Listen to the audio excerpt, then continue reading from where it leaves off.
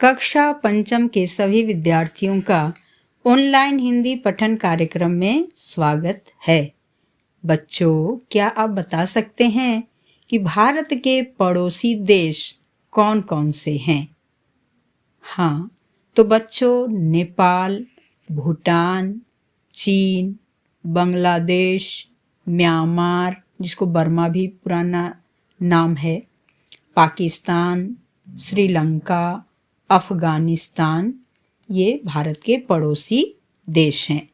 तो बच्चों, आज हम सैकड़ों वर्ष पुरानी घटना के बारे में पढ़ेंगे। इसमें चीन के एक निर्दयी राजा जो भारत के कलिंग प्रदेश की समृद्धि को प्राप्त करना चाहता था, हड़पना चाहता था। तो पुराने समय का जो कलिंग प्रदेश था, आज वर्तमान में दक्षिणी उड़ीसा में स्थित था। मतलब आज के वर्तमान समय में वो उड़ीसा के दक्षिणी जो है प्रांत में स्थित था। तो आज हम अपनी पाठ्य पुस्तक भाषा माधुरी में दिए गए पाठ 14 बुद्धिमान राजा शीर्षक कहानी का अध्ययन करेंगे। तो पाठ इस प्रकार है, आप अपनी किताब भी साथ में रखेंगे और पाठ को ध्यान से सुनेंगे और शब्दों को देखते हुए जाएंगे। सैकड़ों वर्ष पुरानी बात है, चीन में एक निर्दयी राजा राज्य करता था। निर्दयी अर्थात जिसके हृदय में किसी के प्रति दया नहीं होती है। वह अपनी प्रजा पर तरह तरह के अत्याचार करता था। उसके महामंत्री ने उसे राज्य को बढ़ाने की सलाह दी। महामंत्री की सलाह उससे ठीक लगी। उसने सेना में सैनिकों की भर्ती प्रारंभ कर दी। कुछ ही समय में उसके पास विशाल सेना इकट्ठी हो गई, अर्थात सैनिकों की इतनी भर्ती हो गई कि उनके पास बहुत सारी सेना जमा हो गई। उसने सेना को आसपास के पड़ोसी राज्यों पर आक्रमण करने का आदेश दिया। विनाश और हिंसा से बचने के लिए पड़ोसी राजाओं ने बिना लड़े ही हार मान ली। उन्होंने विजयी राजा को धन और सैनिक उपहार में दे दिए, अर्थात उस हारे हुए राजा के पास जितने भी धन थे और जितने भी सैनिक थे, वह सभी उस विजयी राजा को उपहार में दे दिया। एक पराजित राजा ने उसे भारत के कलिंग प्रदेश की समृद्धि अर्थात वहाँ की धन संपत्ति के बारे में बताया। उसने अपनी सेना को भारत की ओर कूच करने का आदेश दिया। कूच करना अर्थात युद्ध के लिए जाना। तो कूच करना ये युद्ध के लिए जाना इसका अर्थ है। उसकी सेना नदी, नाले, समुद्र पार करती छोटे बड़े राज्यों को रौंदती हुई आज के सिंगापुर तक पहुंच गई। जब आप पढ़ोगे, किताब सुनोगे, उस समय आप एटलस भी अपने पास रखेंगे और एटलस में आप सिंगापुर है, जो भी जगह का नाम आता है उसे अवश्य देखेंगे। उसने वहां पड़ाव डाल दिया, अर्थात वहीं उन्होंने उन सब सेनाओं के साथ में सिंगापुर तट पर ही अपना जो है वहीं पर रहने का इंतजाम कर लिया। वहां नौकाओं, जहाजों तथा अस्त्र शस्त्रों का निर्माण शुरू कर दिया। तो वहीं रहकर सभी ने मिलकर छोटे छोटे नौका मतलब छोटा छोटा नाव, जहाज और अस्त्र शस्त्र अर्थात की हथियारों का निर्माण करना शुरू किया, क्योंकि उस समय बम, गोले इत्यादि नहीं हुआ करते थे। तो ये छोटे छोटे अस्त्र, जो भी अस्त्र शस्त्रों की उस समय होती थी, वह सब उन्होंने तैयार करना शुरू किया। भारत के कलिंग प्रदेश के विषय में जानकारी प्राप्त करने के लिए उसने चारों दिशाओं में दूत भेज दिए। कलिंग के राजा को भी इस आक्रमण के बारे में जानकारी मिली। उसके पास प्रशिक्षित सेना थी। प्रशिक्षित मतलब होता है किसी कार्य को सिखाया हुआ। अच्छी सैन्य सामग्री। इसके बावजूद वह जानता था कि उसकी सेना आक्रमणकारी दल के सामने नहीं टिक पाएगी। उसका राज्य तहस नहस हो जाएगा, अर्थात नष्ट हो जाएगा।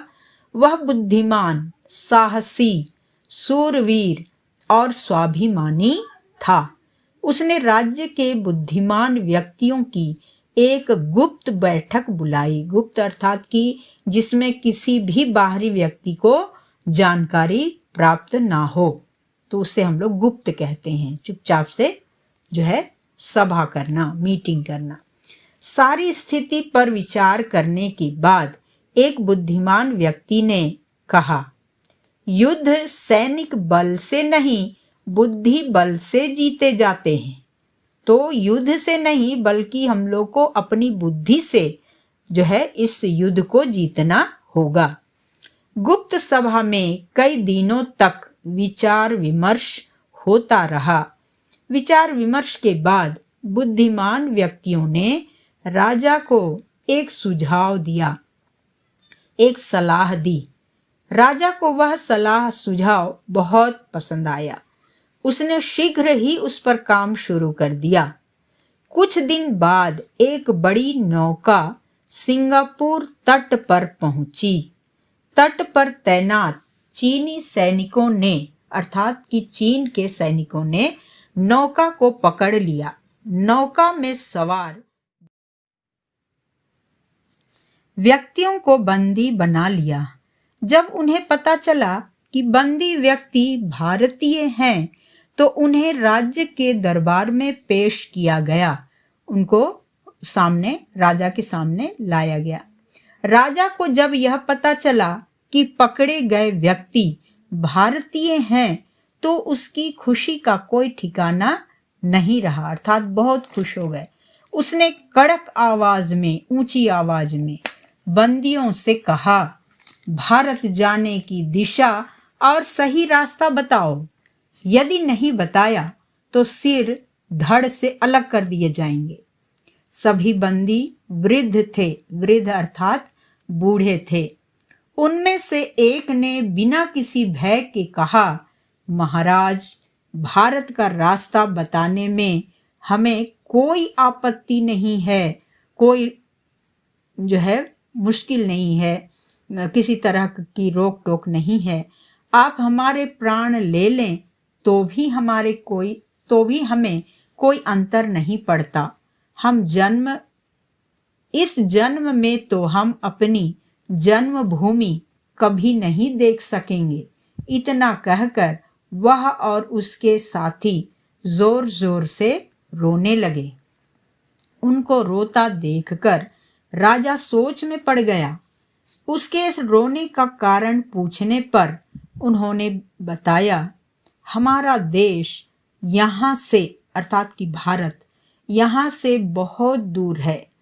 अपने देश से जब हम सिंगापुर देखने के लिए चले थे तो हम सब जवान थे।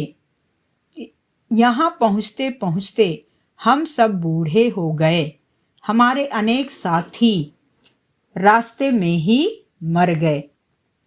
वृद्ध ने, अर्थात बूढ़े ने अपने थैले में से सुइयां निकाली। सुई अर्थात आप जानते हो सिलाई करने वाली जो सुई होती है, नीडल निकाली और कहने लगा, हम जब चले थे तो ये लोहे की छड़ें थीं। अर्थात ये जो सुइयां आप देख रहे हो, ये नीडल जो आप देख रहे हो, ये मोटी मोटी छड़ें थी जो आप देखते हो घरों को जब बनाते हैं तो उसमें जो है छड़ें लगाई जाती हैं। तो वर्षों की यात्रा में समुद्री हवा और पानी में गलते गलते ये सुइयां मात्र रह गई। अर्थात कि नमी के कारण, समुद्री हवा और पानी की नमी के कारण ये गलते गलते सुई जितने रह गए। दूसरे वृद्ध ने अपने टोकरी में से एक सूखा फल निकाला और दिखाते हुए कहा, महाराज देखिए, हम इस फल के बीज यहाँ के राजा को भेंट करने के लिए लेकर चले थे। रास्ते में ही बीज वृक्ष बन गए, वृक्ष अर्थात पेड़ बन गए। फल भी निकल आए, फल भी रास्ते में ही सूख गए। राजा ने वृद्ध बंदियों को छोड़ने का आदेश दिया। इसके बाद उसने अपने सहयोगियों से विचार विमर्श करके कहा, यदि भारत इतनी दूर है तो वहां तक पहुंचते पहुंचते हमारे सैनिक बूढ़े हो जाएंगे, बहुत से रास्ते में ही मर जाएंगे। यदि हम भारत तक पहुंच गए तो वापस लौटते समय सब मर जाएंगे, इसलिए हमें अब वापस लौट जाना चाहिए। तो इस तरह से चीन के राजा ने चीन के लोगों के साथ विचार विमर्श किया और ये वहीं से वापस लौटने का अब मन बना लिए। बुद्धिमान व्यक्तियों के सुझाव से ही कलिंग बच गया। तो उन्होंने ही राजा को यह सुझाव दिया था कि नौका में जो है सुइयां, अनेक सुइयों को रखा गया, पके फल और 60 वर्ष अर्थात जो व्यक्ति 60 इयर्स के थे उन लोगों को, वृद्धों को, बूढ़ों को सिंगापुर भेजा जाए, ऐसा विचार विमर्श किया गया था। तो इस प्रकार हम देखते हैं कि बुद्धि बल से बड़ा